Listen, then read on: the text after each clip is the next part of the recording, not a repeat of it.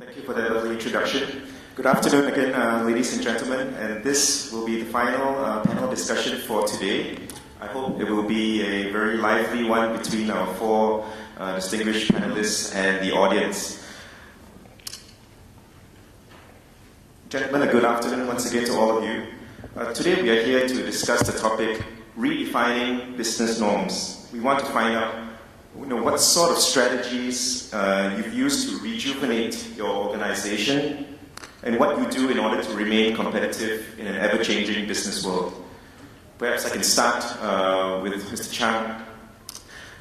We'd like to find out how has Singtel's business evolved over the years and changed the perception on what the telecoms business can offer in terms of new products and services. Thank you. Well, I think all of you know Singtel, and for me, I'm in the business group of Singtel, really the B2B arm. So there is two big arms of Singtel. One is to the consumers, to the homes. The other part is really to businesses, SMEs, government, education, to the largest global enterprises. So I've got that group within Singtel. Over the last 5 years, we've seen massive transformation in the business group. Our goal that we laid out 5 years when we were known as Asia's best communications company for enterprises. Our goal when I came in was to really, set this whole vision of becoming Asia's leading one-stop ICT provider. By that, we're looking at a vision of us not just becoming a telecoms company, but also into a IT and a software-related company, especially in the area of cloud computing. From a traditional big market of enterprise, we're moving attacking the three sort of markets. And the reason why we're doing this is because our customers, businesses like all of you, are increasingly looking for providers who can provide not just telecom services, but also IT and also software service related cloud computing services. Someone can do it as an integrated offer, someone can do it cost effectively, and someone whom you can trust. And that's what Singtel has been moving into. And we started laying this vision out about 5 years ago. Over the last 5 years, when I came in Singtel, one of the key things we did in the telecoms industry was our speed of innovation. Most telecoms, if you see, they're not known for innovations. And of late, the last couple of years, a lot of people have been, talking analysts, whether it's the press, whether it's customers, enterprises, SMEs, all sort of getting a feel of, the new Singtel at play. And the speed of innovation, when I came in, just an example, we were innovating a new product service in the telecoms level at about 9 months, for a new product and service to be churned out. Today, we do it, a new product and service, every couple of weeks. So our speed of innovation has increased manifold. We had an event that was attended by 8,000 business leaders over 22 countries just in September 21st. It was touted as the world's largest innovation forum held at Suntec City. Some of you may have been there. It's called Illuminate. We unleashed a total of 150 services and solutions, new services and solutions that was built over the last 2 years. So average, if you look at 150 over 2 years, it's about, talking about over 100 over weeks. You're talking about new services being launched almost every week. And how do we make those services relevant? So the speed of innovation will move rapidly. And one of the key strategies, and I'll talk a lot about this, is as a company as big as what we are, Singtel, we believe that we're always a small company, right? Even though we're a large enterprise, one of the largest in this region, we always believe we're a small company. And unlike most traditional telcos who like to really do everything themselves, one of the first few things I did was to really break the walls of the enterprise and make it more porous, to absorb ideas, to absorb innovations from outside the enterprise, and to be able to blend it with our internal innovations, processes, our capabilities, so that we're able to increase the speed of our innovation. So partnerships became very, very important to our overall transformation.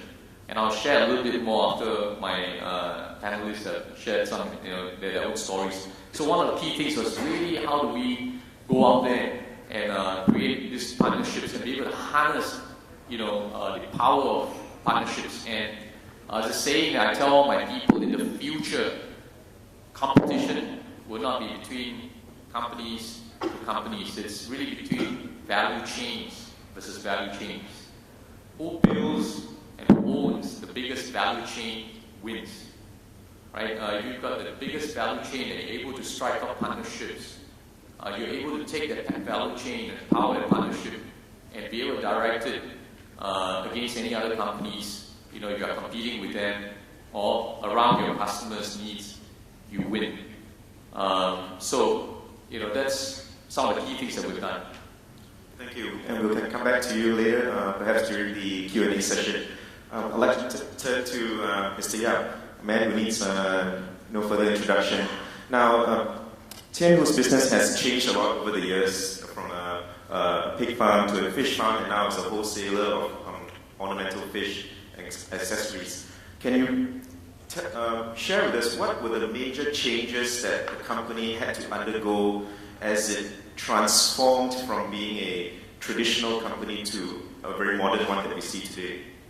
Okay, I think before I answer the questions, I have to tell you, I think the rest of the 10 minutes, don't mind you take up the half an hour. I think we're very good that you can do that. Okay, I think for small and medium enterprises, as far as chain is concerned, I think two things that actually set us kind of apart from other people. There was one incident in 1994 when we had our exhibitions in Nuremberg. It was the world's biggest pet show. So one of my potential Middle Eastern customers asked me this question: why should I buy fish from you? Basically, this customer asked me this very basic question: what kind of differentiation Tianhu has as compared to other companies? So, in order to actually transform your company, I think most of the company have basically asked themselves, can you do it differently from other people? Can your product offer different kind of product propositions as compared to other people? Can your service be different? Or some things that you have to, different from the current players. If you cannot find that, I think it's very difficult. So most of the time I ask my executive, my overseas subsidiaries people, that can you find the differentiation? Because if you cannot find it, you cannot sustain your business. The second thing is, I think, there was a change of perspective about looking at our industry. We used to look at the industry as a farming industry, but suddenly we realized that the products that we are selling, they are lifestyle products. When you answer your basic needs, housing, food, and all things, you want to enhance the quality of your life.